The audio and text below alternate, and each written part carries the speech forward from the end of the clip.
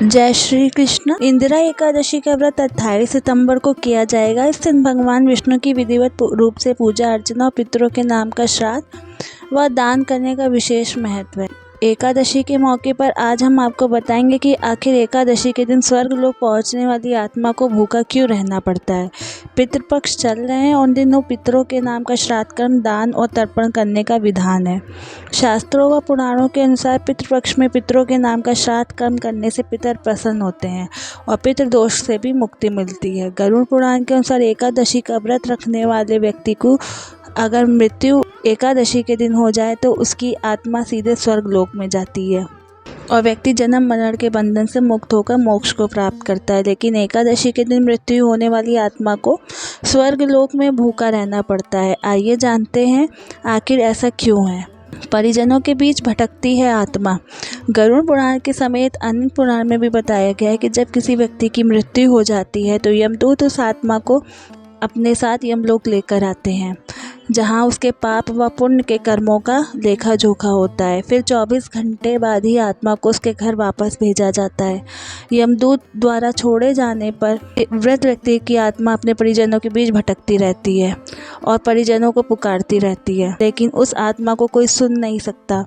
परिजनों के रोते बिलखते देखकर आत्मा फिर से अपने शरीर में प्रवेश करने की कोशिश करती है, लेकिन यमदूतों के पाशे में बंधे होने के कारण आत्मा ऐसा कर नहीं सकती। इसलिए एकादशी के दिन आत्मा को रहना पड़ता है भूखा। एकादशी के दिन जिस व्यक्ति की मृत्यु हो जाती है वह सीधे स्वर्ग लोक में जाता है, लेकिन उनको वहाँ पर इस दिन भूखा रखा जाता है। गरुड़ समेत अन्य पुराण के अनुसार एकादशी के दिन स्वर्ग समेत सभी लोकों में भंडारा बंद होता है, जिसकी वजह से इस दिन आत्मा को भूखा रहना पड़ता है। इस दिन स्वर्ग लोक में सभी एकादशी का व्रत रखते हैं।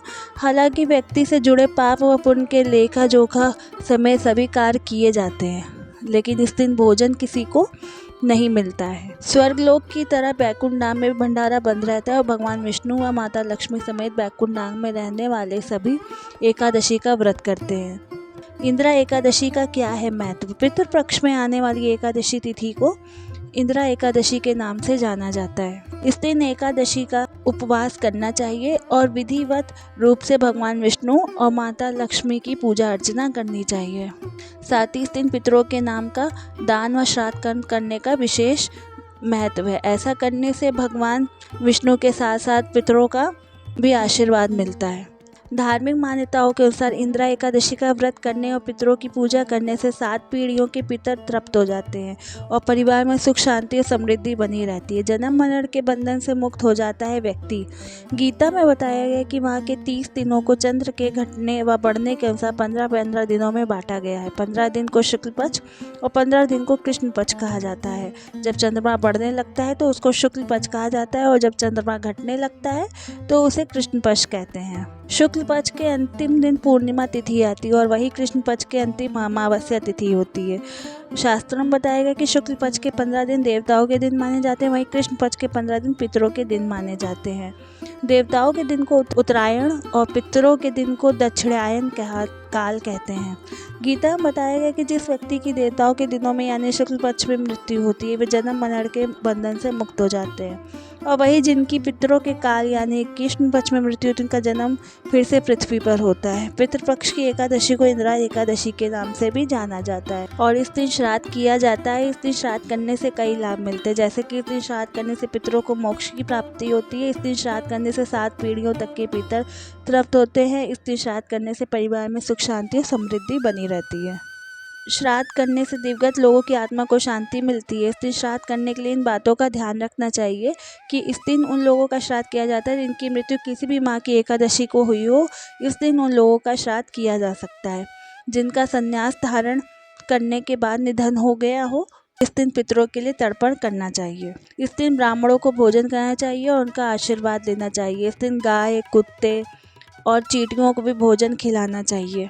इस दिन तिल, अन्न, चावल और दूध का दान करना चाहिए। इस दिन कौवे को भी भोजन कराना चाहिए। इस दिन गरुड़ पुराण का पाठ करना चाहिए और इस दिन जरूरतमंद लोगों को अनाज, धन, जूते, चप्पल, कपड़े, खाना दान करना चाहिए। आइए जानते हैं यहाँ पितरों के उद्धार के लिए एकादशी पर क्या क्या कर्म करें। एकादशी का श्राद्ध करने से पितरों को अधोगति से मुक्ति मिलती है तथा सद्गति प्राप्त होती है। मान्यता अनुसार यदि आपके कोई पूर्वज जाने अनजाने में हुए अपने पाप कर्म के कारण यमलोक नरक में अपने कर्मों का दंड भोग रहे हैं, तो इस एकादशी पर विधि पूर्वक व्रत करके इस व्रत के पुण्य को पूर्वजों के नाम पर दान कर दिया जाए तो उन्हें इस दंड से छुटकारा मिलकर स्वर्ग की प्राप्ति होती है। एकादशी तिथि का श्राद्ध करने से ऋषि और सन्यासियों का आशीर्वाद मिलता है। पितृपक्ष की एकादशी के दिन भगवान शालिग्राम की मूर्ति का पूजन करें।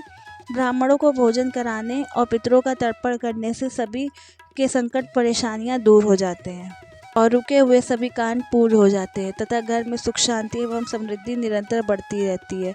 श्राद्ध पक्ष की एकादशी पर सबसे पहले देवताओं को अग्निग्रास दें, फिर गाय, कौवे, कुत्ते, चींटी, मछली को भोजन कराएं और साथ ही पीपल वृक्ष के नीचे अन्न जल रखें। इस तरह के कर्म से एकादशी का दुगना फल आपको प्राप्त होगा और सभी तरह के संकटों से मुक्ति मिलेगी।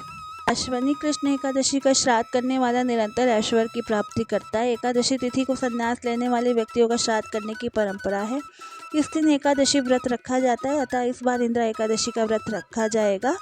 एकादशी तिथि के दिन श्राद्ध करने का दान किया गया है तो यह सर्वश्रेष्ठ दान है। इस दिन व्रत रखकर श्राद्ध कर्म करने से पितरों के देव अरमा और भगवान विष्णु प्रसन्न होते हैं। इस एकादशी का व्रत रखने और श्राद्ध करने से कर्ज से मुक्ति मिलती है। एकादशी तिथि का श्राद्ध करने वालों को समस्त वेदों का ज्ञान प्राप्त होता है। एकादशी के श्राद्ध करने वालों के जीवन के संपूर्ण पाप कर्मों का विनाश हो जाता है। इस दिन पूजा करके आप जाने अनजाने में अपने पाप कर्मों से भी छुटकारा पा सकते हैं। अगर आपको मेरा वीडियो पसंद आया तो प्लीज़ लाइक शेयर सब्सक्राइब कीजिए। Thank you. जय श्री कृष्ण।